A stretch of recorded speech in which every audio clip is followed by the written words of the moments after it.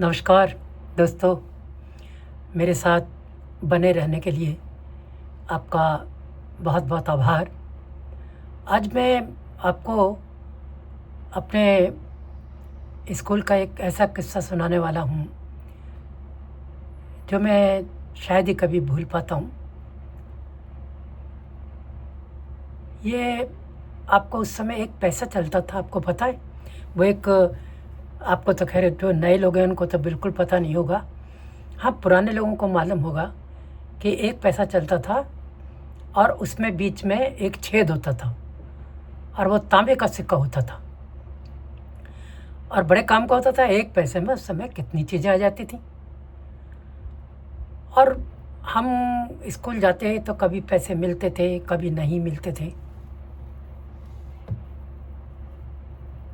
मुझे याद है कि स्कूल में कुछ खाने पीने के लिए मम्मी से पैसा निकलवाना बहुत कठिन काम होता था।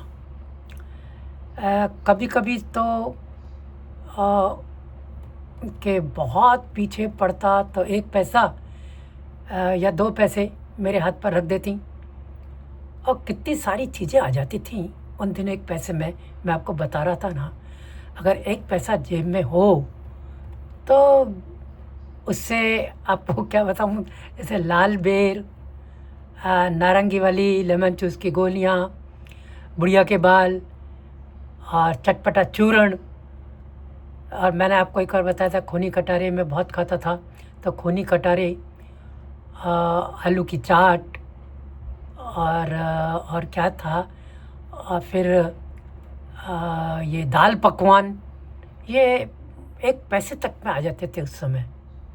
और हाँ, आइस कैंडी आ जाती और वो डंडी में लगी हुई जो है ना कुल्फ़ी, वो भी एक पैसे में एक मिल जाती थी। तो जब मुझे एक के बजाय दो पैसे मिल जाते तो मैं खुद को एकदम रईस समझने लगता। क्योंकि आप सोचो, जब एक पैसे में इतनी चीज़ आ जाती तो दो पैसे में कितनी आती होंगी। अभी तक मुझे याद है कि गर्मियों के दिन थे और उस दिन सुबह से ही मन कर रहा था कि मैं स्कूल की जो आधी छुट्टी है उसमें कुल्फ़ी खाऊं। तो इसके लिए बस एक पैसे की ज़रूरत थी। स्कूल के लिए निकलने से पहले मैंने मम्मी से कहा कि मुझे आज एक पैसा दे दो या दो पैसे दे दो। तो बोली नहीं, एक पैसा भी नहीं है आज मेरे पास। ऐसा नहीं है मम्मी, एक पैसा तो दे दो। कहा ना नहीं है मेरे पास। अब होता है तो मैं तुझे देती नहीं हूँ क्या? आप छुपा कर भी तो रखते हो, उसमें से दे दो। कहाँ छुपा कर रखती हूँ, उन्होंने कहा। तो मुझे याद था कि रसोई में दीवार पर एक छोटा सा आला बना था, थोड़ा ऊंचा सा था, वहाँ रखती थी। मैंने उनसे कहा कि वहाँ रखती हो, मुझे मालूम है। उन्होंने कहा हाँ, कभी कभी एक दो पैसा बच जाता है तो वहाँ रख देती हूँ, पर आज वहाँ भी कुछ भी नहीं है। ज़रूर होगा, आप देना ही नहीं चाहती बस। तो उन्होंने कहा ठीक है, अगर तुझे लगता है कि वहाँ पैसा या दो पैसे रखे हैं तो तू खुद देख ले। सच्ची, पर मेरा हाथ नहीं पहुँचता, बहुत ऊंचा है। तो अब मुझे तुझ पर विश्वास नहीं है तो मैं क्या करूं? मम्मी बोली ठीक है, चलो मैं ही देख लेता हूँ। मुझे याद है मैंने रसोई में एक वो ऊंचा सा ये पटरा रखा था, वो मैंने उठाया और उसे आले के नीचे रखकर उस पर चढ़ गया। अब फिर भी मेरा हाथ वहाँ नहीं पहुँचा तो झल्लाई हुई मम्मी को भी हंसी आ गई। मैं झपटा उतरा और एक खाली डिब्बा जो पटरे पर रखकर उस पर फिर चढ़ने लगा। तो मम्मी ने हंसते हुए कहा, देख गिर मत पड़ना। नहीं गिरूँगा, आप चिंता मत करो। उस समय तो मेरे मन में ये था कि बस कैसे भी पैसा हाथ आ जाए। अब मेरा हाथ उस आले तक पहुंच तो गया। मैंने हाथ फिरा फिरा कर चारों तरफ देखा, लेकिन सचमुच वहाँ कुछ भी नहीं था। ना 2 पैसे ना 1 पैसा। बहुत निराशा हुई मुझे। बहुत फिर मैं नीचे उतरा तो मम्मी हंसकर बोली, देख लिया, नहीं है ना, मैं तुझसे झूठ बोलूँगी क्या, चल जिद मत कर, कल पिताजी की तनख्वाह आ जाएगी तो तुझे 1 नहीं 2 पैसे दे दूँगी बस। अब मैं कुछ भी नहीं बोल पाया और चला गया स्कूल। आधी छुट्टी में मैंने वही अपने रोज़ाना की तरह मम्मी की दी हुई रोटियां खाई और फिर यूँ ही इधर उधर चक्कर लगाने लगा। तो स्कूल के जो मेन गेट से निकलते ही दाहिनी तरफ मैंने आपको बताया भी था कि एक मंदिर था, उसके सामने एक बड़ा मैदान था।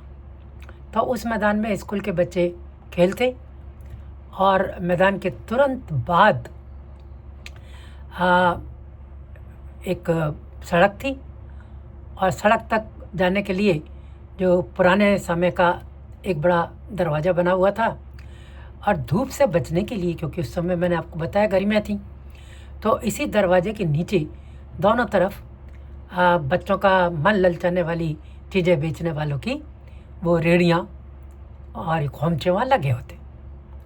तो आधी छुट्टी होते ही बच्चे वहाँ भागकर पहुँचते, जेब से पैसे निकालते और अपनी मनपसंद जो चीज़ें थीं वो चटकारे ले लेकर खाते। तो मैं भी घूमता हुआ उस तरफ निकल गया और दूसरों की तरह तरह की देखता कि वो चीज़ें खा रहे हैं, तो मेरे मुंह में पानी भर आता। वहीं रोज़ की तरह कुल्फ़ी वाला भी खड़ा था। अब गर्मियों के दिन थे, वहाँ बच्चों की भीड़ लगी थी। मेरे मुंह में भी कुल्फ़ी का स्वाद भर भर के आ रहा था। और मैंने जैसे ही अपनी खाली जेब टटोली और सोचा, काश सिर्फ 1 पैसा होता मेरे पास तो मैं भी औरों की तरह कुल्फ़ी का जब मज़ा ले रहा होता, पर पैसा तो था नहीं।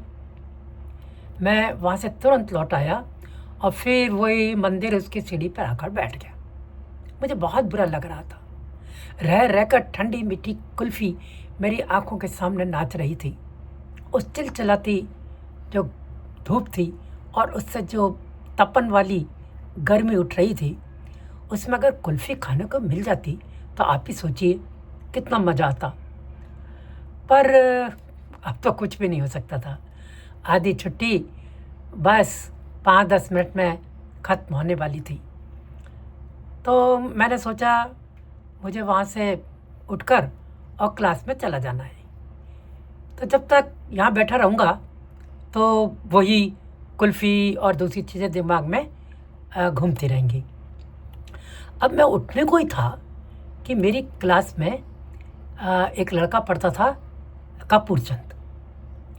वो मेरे पास आया और बोला, अरे तू यहाँ बैठा है यार, मैं तुझे कब से ढूंढ रहा हूँ। क्यों, क्या हुआ, मैंने पूछा। कुछ नहीं, तुझे याद है काफ़ी दिन पहले मैंने तुझसे एक पैसा उधार लिया था और उसके बाद मैं अपने मामा की शादी में चला गया, अब कल ही लौटा हूँ। बहुत देर हो गई यार तेरा पैसा लौटाने में, ले यह पैसा पकड़। अब पैसा पकड़ते हुए मेरा हाथ काँप रहा था।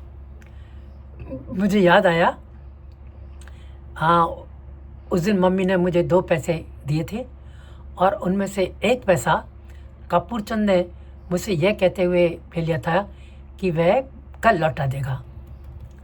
फिर कपूर चंद कई दिनों से स्कूल नहीं आया, तो मैं भूल ही गया कि उससे 1 पैसा वापस लेना है। अच्छा हुआ तू यहाँ मिल गया, चल मैं चलता हूँ। पैसा मेरे हाथ में पकड़ा कर और कपूर चंद वहाँ से तुरंत चला गया।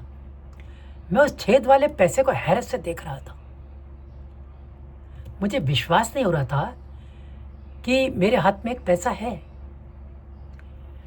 मैं सीढ़ी से उठा और तेज़ी से कुल्फ़ी वाले की तरफ चल पड़ा, क्योंकि कुछ ही देर में रेस्ट की घंटी जो थी बजने वाली थी और आधी छुट्टी मतलब अगर ख़त्म हो गई तो फिर मैं कुछ नहीं कर पाऊँगा।